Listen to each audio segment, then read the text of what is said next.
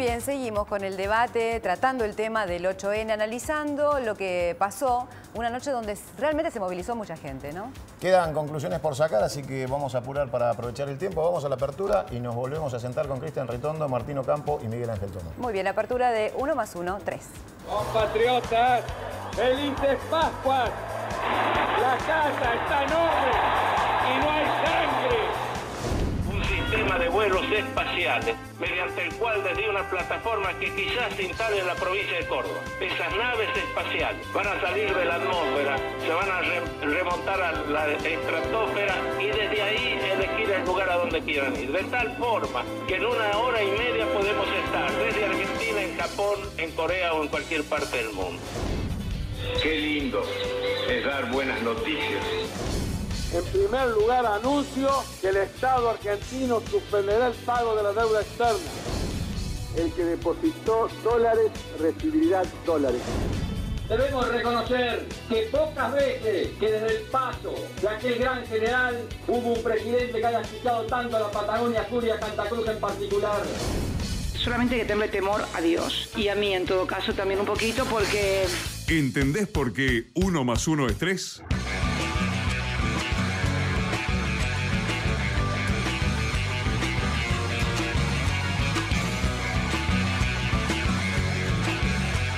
Muy bien, estamos en este programa especial donde estamos tratando de entender qué pasó el 8N. Seguimos sacando sonrisas con la presentación, ¿eh? Sí, la verdad que sí. Si bien los actores fueron 8 presidentes, bueno, acá estamos. Miguel, volviendo al tema del 8N y sus repercusiones con respecto a estos nuevos métodos de comunicación que transformaron para siempre, de acá para siempre. Queda modificada la ortodoxia de una convocatoria, las formas de participación. ¿El peronismo es capaz de interpretar esta metodología para hacer gobierno? En primer lugar, el kirchnerismo, que no es el peronismo, intentó desde el poder del Estado, ¿sí?, armar una red que le funcionó muy bien. Los resultados están a la vista con el 54% del año pasado en las elecciones. Lo que pasa es que la tecnología es siempre un medio y funciona, si se la opera bien, cuando hay un contexto político, económico y social favorable. Cuando cambia esa realidad política, económica y social, el método sigue siendo un método, es decir, no modifica la realidad. ¿Y qué ha pasado? Esos instrumentos dejaron de ser eficientes en manos del Estado y pasaron a ser eficientes en manos de la sociedad. El gobierno tuvo que ceder, no por su voluntad precisamente, en la sociedad, la utilización de esa metodología. Y acá está el resultado. Esto es la primera reflexión que se me ocurrió. Y la segunda, para sintetizar, es que, digamos, retomo el concepto anterior. Cuando se utiliza la metodología con determinado fin, es éticamente justificable. Cuando se maneja con otro, es distinto. Un martillo sirve para construir una casa, pero en manos de otra persona sirve para romperle la cabeza al vecino. Y acá el problema que estamos viendo es precisamente ese. Este gobierno, en nombre de una ideología, en nombre de un supuesto modelo, está utilizando todos esos elementos, más el enorme poder que hoy concentra el Estado en un contexto económico donde se pasó progresivamente de un capitalismo de amigos a un capitalismo de Estado, como estamos viendo. Se está utilizando ese enorme poder para, con ese martillo, fracturar y romper a la sociedad. Y esto tiene que ver con la visión marxista, diría, y lo digo con conocimiento de causa en la medida en que estudio profundamente el marxismo, es decir, la versión hegeliana, digamos, de que la historia se resuelve con contradicciones. Pero el muro de Berlín no se cayó para ese lado. No, pero independientemente que sea, acá lo que me preocupa es esa concepción, yo diría casi metafísica, ¿sí?, de la concepción de la sociedad y del hombre, donde la historia se mueve por procesos de contradicciones, donde una parte anula a la otra para generar una supuesta síntesis. Mentira, en una democracia, y este es el cambio cultural profundo, debería una parte nutrir la que el otra, kirchnerismo no no puede incorporar, porque es un pensamiento estrictamente viejo, obsoleto, antiguo, ¿no es cierto? Sigue pensando que en lugar de incorporar lo que está afuera a un contexto de unidad nacional, en nombre de la unidad nacional sigue expulsando un pedazo de la sociedad. De amigos y enemigos. ¿Te ¿no? parece si Pasaría. antes de ir con Ritondo le mostramos un pedazo más del informe del 8N? Bueno, esto decía la gente en la calle.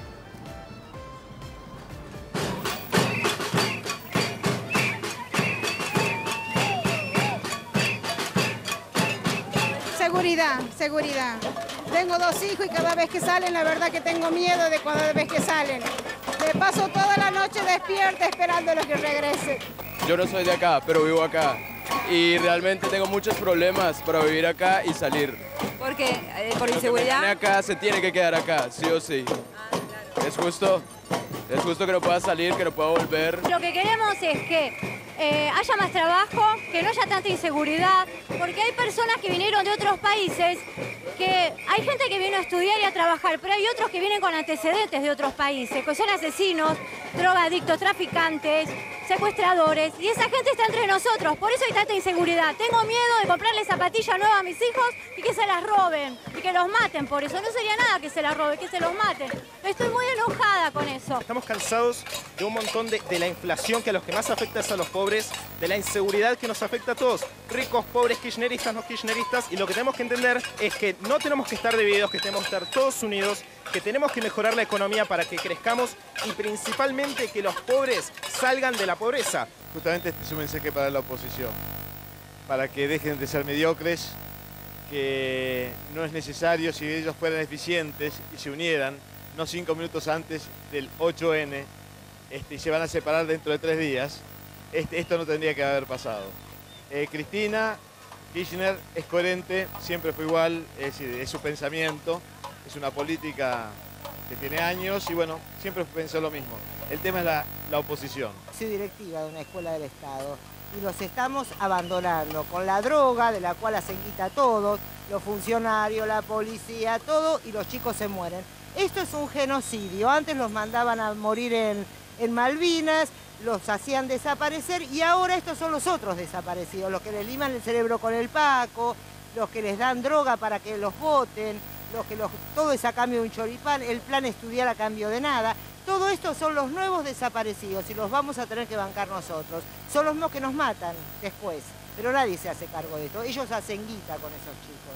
Bueno, acá estamos en este 8N con gente que vino a decidir presente, vino a dar una postura, me parece, a querer participar fundamentalmente en algo que quizás no quiere, ¿no?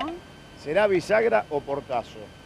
¿Entenderá la presidenta el mensaje de la oposición de la necesidad de diálogo o será una ruptura definitiva entre la oposición y el oficialismo y esto de abrir una grieta más profunda, divisoria de aguas entre lo que va a ser la confrontación electoral del año que viene? La gran duda es, ¿entenderá la oposición también este mensaje?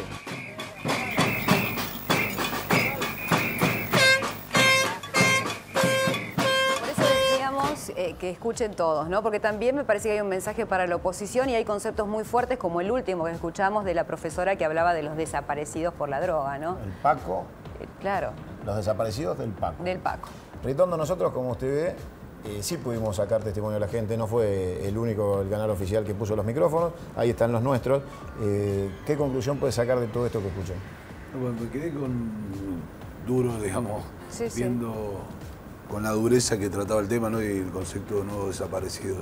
Pero lo que sí es cierto es que me parece que el gobierno tiene algunas políticas que ha fallado desde el principio. Digo, la política de seguridad ha sido una de las políticas de mayor fracaso de todo el gobierno. Se empezó pensando durante años, hay que recordar que el primer ministro fue Gustavo Vélez, hay que recordar que después subió Aníbal Fernández, hay que recordar que después terminó con Garré.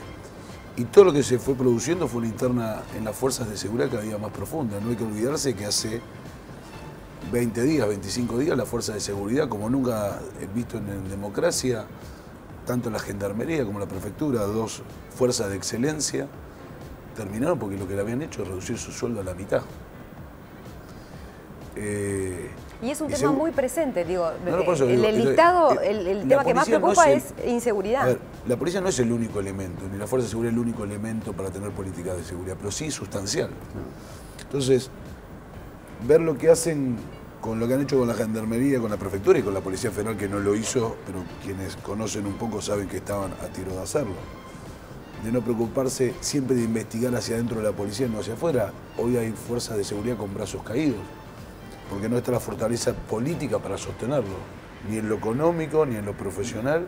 Entonces, a dar una política de seguridad en serio con las contradicciones que hoy tiene un Bernie más activo, más presente, con una ministra que está viendo como cada día se divide y deshace más en la fuerza de seguridad. Entonces me parece que, digo, y tomo uno solo de los temas, encontrar que el otro día el narcotraficante más buscado del mundo, que lo encontraron, su mujer y su hijo tienen asilo en la Argentina en el 2008, este propio gobierno. Pero también la gente lo decía. No, pero digo, ¿no? ¿cómo puede ser que alguien que le dieron asilo a su mujer y su hijo no sabían que estaba acá? Usted es el vicepresidente de la legislatura porteña, ¿verdad? Sí. Busca al hijo de Pablo Escobar que vive en Recoleta. Bueno, eso se sabe. O sea, no es el único, hay más. Habría que decírselo a un fiscal o a un juez. A Ollarvide se lo podrían decir, ¿no? Lo que pasa es que está ocupado con la nueva causa. Martín Ocampo, mucho que contar en la casa. ¿Usted puede hacer lugar a algún otro ítem que no sea la seguridad como...? La oposición, había uno de los testimonios que hablaban, bueno, esto es un mensaje para la oposición. Sí, la oposición, también ¿qué puede hacer? ¿Cuál es la oportunidad que tiene la oposición? Me parece que tiene que leer el mensaje. Y el mensaje tiene que leerse y tomarse medidas en consecuencia. No solamente decirnos, autorreferenciarnos, ahora tenemos que hablar de los temas que quiere la gente. No, tenemos que hacer cosas concretas. Algunas pasaron. La firma de los diputados de la Nación y los senadores de la Nación de un compromiso para bloquear la reelección y la reforma constitucional es importante, pero es uno paso de una de las problemáticas que nos planteaba la gente. La otra es cómo construimos en el 2013 una propuesta política, en el 2013 digo, que nos permita ponerle freno. Decía Miguel Ángel, bueno, no hace falta ir todos juntos, pero sí hace falta ir coordinadamente para que tengamos la mayor cantidad de senadores y la mayor cantidad de diputados para bloquear esta política. Pero hay que pensar en el 2015. Y en el 2015 no hay que mirar para el costado, y ahí sí tenemos que ser capaces de generar una propuesta política que termine con un solo candidato de la oposición. Porque lo que están haciendo algunos, pensando mucho más en sus propias identidades que en las necesidades del país, algunos sectores de la oposición están tratando de fragmentarla. Me parece que deberíamos participar todos en una especie de primaria, la nueva reforma electoral lo permite, con cada uno con su identidad, y el que gana esa primaria va con su identidad a gobernar con su propuesta política. Esto no significa que haya una alianza política en cuanto a los términos de los pensamientos y las políticas públicas que se van a llevar adelante. Pero sí tiene que haber estratégicamente es una cosa. Un solo Ahora, candidato de la oposición. Un 54 más un 46, como parecían unos carteles, ya es otra cosa, ¿no? Es otra cosa, y aparte no va a ser el 54. Eso los va a dar la propuesta, los va a dar fuerza para poder ganar las elecciones.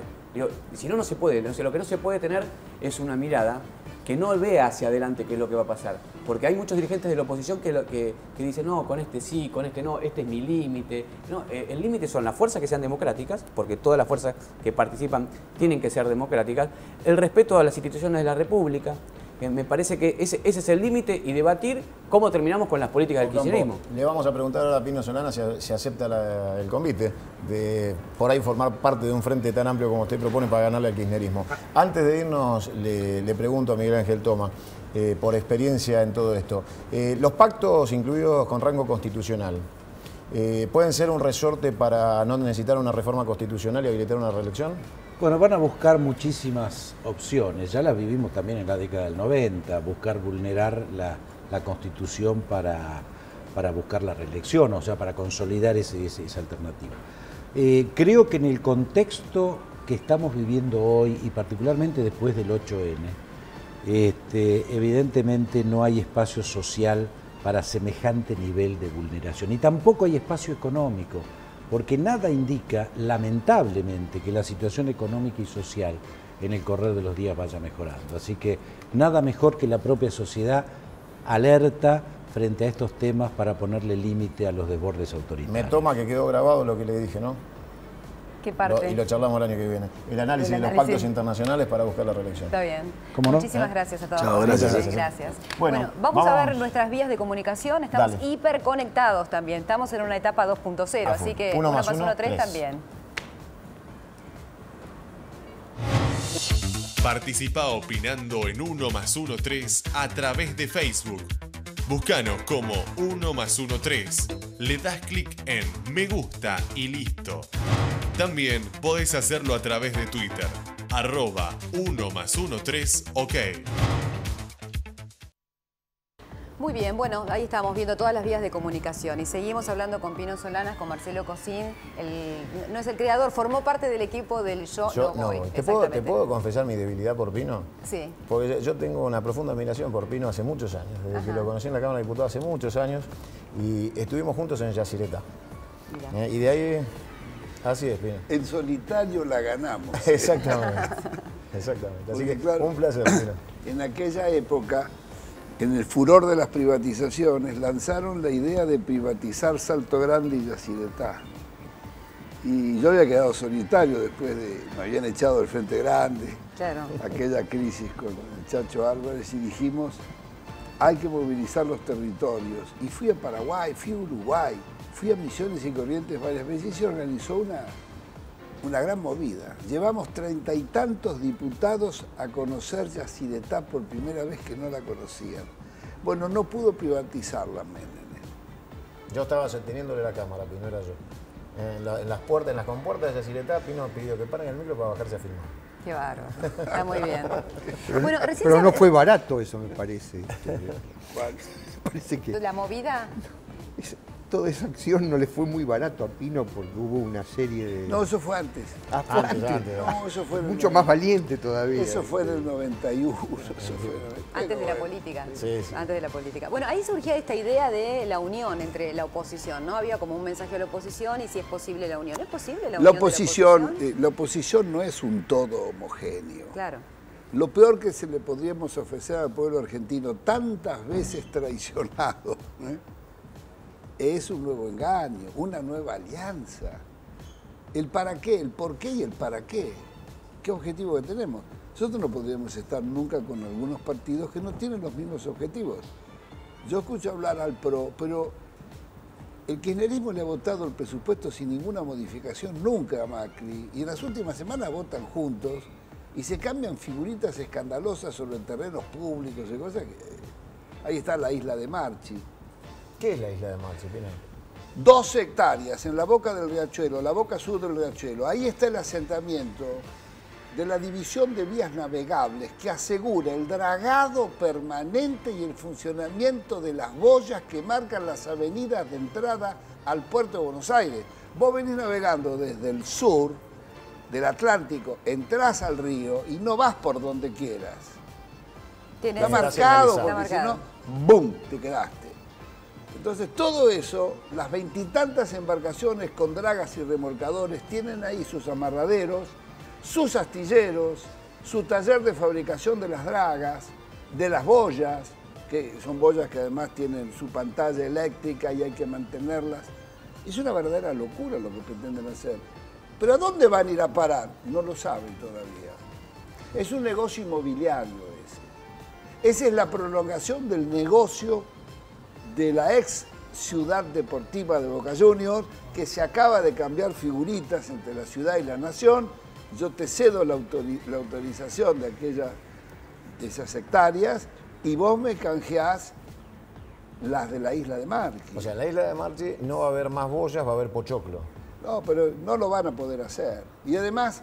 Pero lo que se puede pasar, digo, la idea del polo audiovisual no sería mala si el lugar sería posible. ¿Quién se lo puede creer a eso? Es un cuento de hadas infantil, el Hollywood del riachuelo. Ya hay varios polos audiovisuales. Conozco el Paño, ese lo conozco. No hay nadie. Digo, San Luis, Palermo, ¿cuál sería el...? Pero también en el Parque Roca. No sé, ¿cuánto? El que invirtió en su productora con un sacrificio monumental, no se muda ni a Cañones, salvo que me la regales. Entonces, ¿qué es lo que van a hacer? Estudios, con media manzana construís un estudio monumental con todos los chiches que quieran. Sobran 11 manzanas y medio. Y además el decreto es tan pícaro que dice, y anexos conexos. Anexos conexos es irse hasta el este y comerse los astilleros Domé García y los astilleros Tandonor. La Argentina necesita reconstruir su flota mercante y fluvial. Miren, Argentina paga todos más de 5.000 millones de dólares al año en fletes. Un barco en cualquiera de nuestros astilleros de 30.000 toneladas, con todos los chiches, vale 35 millones de dólares. No tenemos flota. ¿Me entienden lo que estoy diciendo? Sí. Y reconstruir la flota mercante y fluvial en un país que es productor de materia prima, que exporta todo eso al año, es esencial. No se ha construido un barco, no se ha reconstruido 1 kilómetro de vías, ¿Me entienden lo que estoy diciendo? Entonces, esa es la Argentina que queremos. Pues entonces, acá de lo que se trata es de proyecto. Hay que reconstruir la Argentina. Y reconstruirla significa crear miles de puestos de trabajo estables. Y además significa dinamizar las universidades, las especializaciones. Cuando vos construís un barco, construís un avión, todas las ingenierías se ponen en funcionamiento. No queremos que nuestros hijos se vayan a especializar afuera. Si acá lo tuvimos, nosotros tuvimos la mejor industria ferroviaria del hemisferio sur, la mejor industria aeronáutica del hemisferio sur. ¿Y qué nos pasó? ¿No? Lo liquidaron todo, se liquidó todo esto. Ahora, ¿cómo se hace frente a Pino y a la vehemencia con la que explica estas realidades para ser kirchnerista? Bueno, en primer lugar, a mí me gusta decir que soy oficialista y no kirchnerista, ¿no? Además, vengo de un tronco muy particular. Yo vengo ni del radicalismo, nunca fui afiliado al radicalismo, pero trabajé con Raúl Alfonsín muchos años. Recién lo que pensaba, para ser lo más honesto posible, cómo lo perdimos a Pino. ¿No? Porque realmente... Bueno, con la isla de Marchi seguro. No, bueno, pero justamente, y no solamente por eso, por el tema de la minería, por el tema de la reforma financiera, porque la verdad que yo tengo bastantes críticas. Pero lo que digo es, este gobierno para mí, con este 40-50% de lo que dio, es lo suficientemente positivo para que yo lo apoye. Lo que no quiere decir que no haya críticas, pero quiero decir esto. Cuando alguien ve que la agenda de la manifestación de ayer, por no llamarlo cacerolazo, que por suerte no fue bastante poco cacerolazo, sí. Pero la agenda, que lo tengo por ahí anotada, la agenda que es no a la reelección, no a la corrupción, a la mentira, a la inseguridad, mentira. Ayer lo escuché a Iglesias, no sé en qué canal, diciendo mentirosa. Eso es muy político, el argumento de decirle a la presidenta mentirosa. Por eso lo que quiero decir es esto. Desde el punto de vista, a mí lo que me interesa son, obviamente, más que la política, los mensajes de la política. Vos hacías una pregunta. La agenda del Yo Voy era una agenda que a mí me hubiera encantado que alguien hubiera puesto el tema de la minería. No había un solo cartel de la minería. No. Yo lo que quiero decir es, cada vez que yo lo escucho a Pepe Nun, que es un tipo que yo respeto, que ya no es más oficialista, explica minuciosamente el tema de del impuesto a las ganancias o de lo que era antes el impuesto a las rentas. Y lo que dice es, ¿qué pasa con el IVA? ¿Qué pasa con las ganancias? Aquí el tema del impuesto a las ganancias la pagan las empresas y no lo pagan las personas. Nadie lo escucha en algo muy específico. Yo no vi ningún cartel, digamos, que dijera eso. Y es aparentemente, Pepe Nun da toda una serie de referencias. Digo, alguien lo tiene, por lo menos Kirchner lo escuchaba en su momento. Qué buena pregunta, vos hablabas de la palabra, es importante, y la imagen también, ¿no? Entre los carteles del Yo No Voy había una imagen que a mí personalmente me pareció un poco fuerte, que era la de un chico como apuntando con los dedos, que si lo veías parecía que apuntaba un arma, ¿no? Y me pareció violento. ¿Por qué la elección de esa foto? Había otra foto, pero esa, digo. La estrategia de Yo No Voy es muy clara. Dijimos, no vamos a decir nada.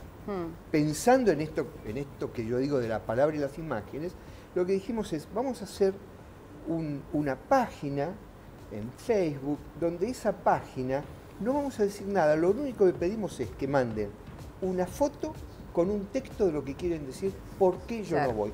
En ningún momento, y eso estaba siempre en las referencias de la información de la página, decíamos que estábamos en contra de la manifestación. Está bien, estábamos a favor.